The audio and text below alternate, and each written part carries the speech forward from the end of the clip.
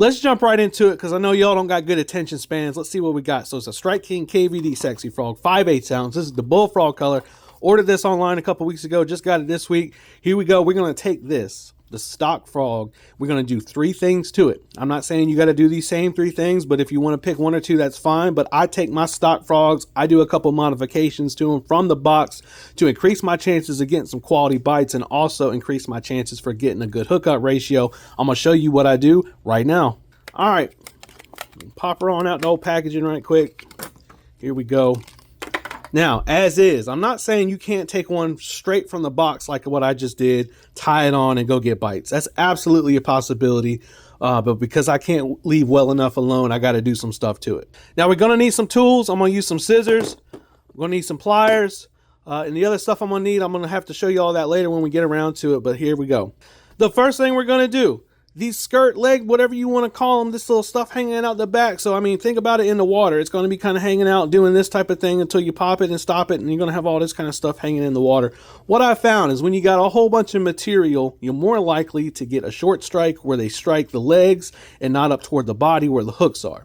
So what I'm going to do, I'm going to measure out a little bit of this. There's no exact science. You can kind of do whatever you want. But what I tend to do is I'll take the legs, I'll wrap them up, I'll bring it over the top of the frog, and wherever the eyes are or up here toward the top, I'll go ahead and mark that off, and that's where I'm going to cut it. So I'm going to do that right now. So we'll bring it up right around there. We'll grab it. We'll get the scissors, and we'll cut. Pinch right there so I know where we're at.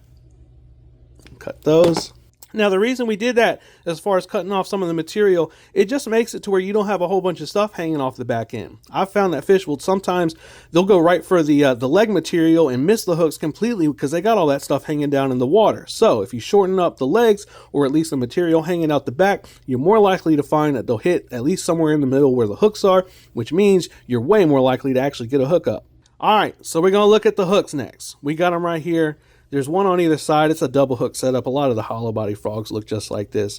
It's kind of set up to be snagless because the hooks kind of attach right here to the body. So that way they're not sticking out and more likely to grab any type of crud you're pulling it through. However, I'm probably going to be using at least this one in a much more open water scenario. What I mean by that is I'm not going to be throwing it up into some straight up slop. Clearly, if you're throwing it in direct vegetation, you want that snagless quality that you get from the stock orientation. However, because I'm going to be a little bit more open water, I'm going to take these pliers and I'm going to bend these hooks up a little bit to where them hook points aren't directly onto the body as it lays as is.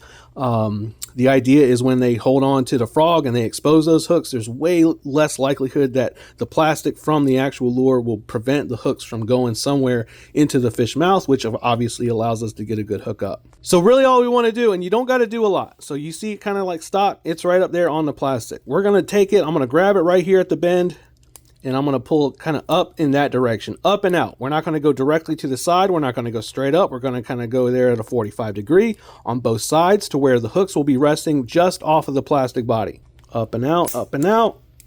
Don't stab yourself, please. All right. I got that one side there on the right-hand side that you're looking at.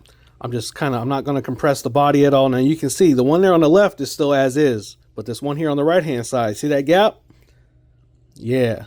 It don't take much. I know some folks are going to say there's no way that makes a difference, and that's fine. You can be wrong, but I'm going to recommend y'all to do that. Now remember, if you're throwing it in some straight up slop, you don't want to do this. Probably you don't want to do this. But if you're going to be in a more open water scenario, go ahead and get you a little bit of a gap. All right, there it is. See, maybe the camera will get on it. Yep. Okay, so we got both hook points off the body, so that way when you get a bite, even if they don't compress it down real good, they're still going to probably get at least one of the hook points in them.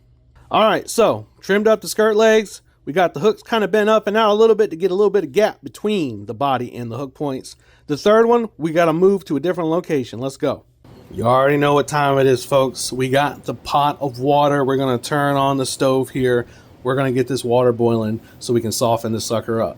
So the reason we're doing this, we're going to take this plastic material because obviously it's designed to when a fish bites it, it's hollow, right? So it compresses, hooks come out, and that's how you get a hookup. Well, in order to make the plastic just a little bit more pliable, you use some physics, some science, and a little bit of magic that is allotted through having some boiling water to take the plastic. It thins it up a little bit. It just makes it more pliable. So less pressure is going to be needed to compress it down, to get those hooks exposed. And that's really all we're trying to do with this process. Now, of course, you don't have to do this. Some folks say it's stupid, and that's fine. But I do it. I think it works. I think it helps. So just like all my other frogs I tend to use, this one's going to get the same boil treatment as soon as that water gets hot enough. It's about that time, frog. Time to make some soup. See ya. Once it starts bubbling real good, you don't have to leave it in there long. I'm going to go ahead and probably turn the burn off here shortly and then just let it cool down. By the time it's cooled down, everything will be good to go. We'll get it out of there. A little steamy in there, huh?